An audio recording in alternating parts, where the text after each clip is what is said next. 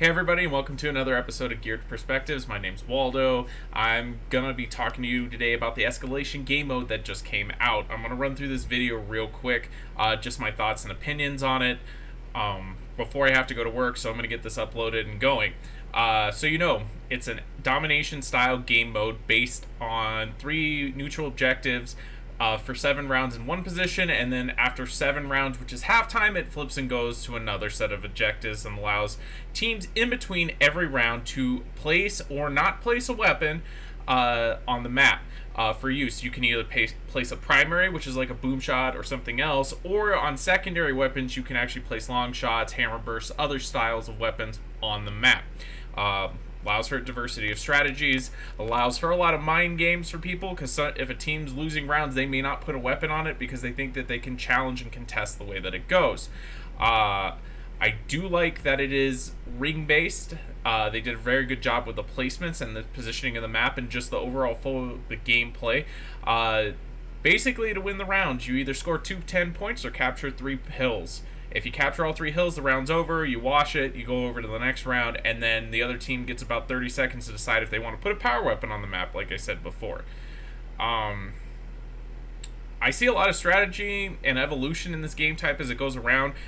If this is used as the competitive game type, we need to do best of 3s on it, just because it will allow for more diversity and strategy. There also needs to be a pick-ban phase for maps, period. Certain maps are going to have certain advantages. You're going to know how to play different strategies and things like that.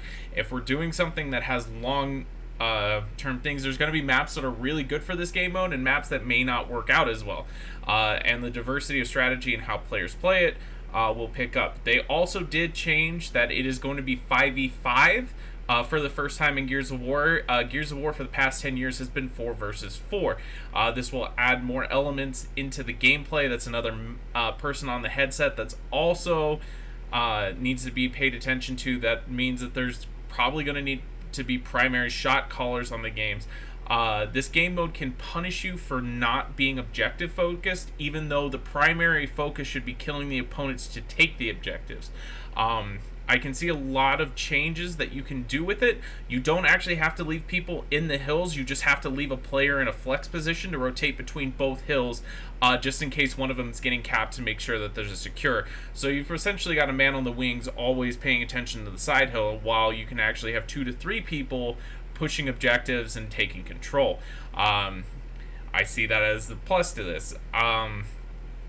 Overall, it's a good idea on the game type. They rebalanced the weapons, which I actually liked. There's still actives there, which I'm not happy about, but there's still time to actually take those down. Overall, the gameplay and the flow is pretty good. It stays true to the things that we've liked in competitive. We've liked execution style gameplay, but we've also liked objectives. This is kind of a merger of both of them. I think that there's other things that we can work out. I'm still not a fan of nade tags and smoke stuns, but I think that if it's bait, we'll have to see how this evolves over time. This is, again, just the first showing of it. I think that it has potential to be a good game mode, but I think that this should be really pushed across the board. If this is going to be the game mode that they're pushing, they just have to all in on it. We have to commit to this playlist and go to this best of 13 or however many rounds that we're going to do. I don't think it's bad. My only change I think I would do is that I would change how the hill swap in between rounds. We'll see how that goes. I don't see that happening, just because I think that they want it to be 7 rounds. Hills are in one position. After 7 rounds, they switch. I'd be for switching them in between, but that's my personal opinion, just for diversity of strategies. And the fact that you can actually switch the weapons can actually change the flow of the map, and you may be able to stun your opponents or come up with some trick strats to take an advantage. There's also some different weapon placements I saw on there, like you can put a Molter on the map, which is kind of like the biggest troll I think that you can do, because you can't really do anything with that. But again, we'll see. Pretty good future on it. It looks a lot better than what I expected. I like objective-based game modes. I was a fan of Blitz, but this looks like it's a good marriage between the two of where we want to go. And again, it's just first showing, so we'll see what happens. but there are some definite improvements that we can make in between it. That's going to be all for this episode, guys. I will be back later to do some more comments and maybe even do some rundown and some strategy that you can run on that. But that's going to be it for now. Like and subscribe, and I'll be back with more videos here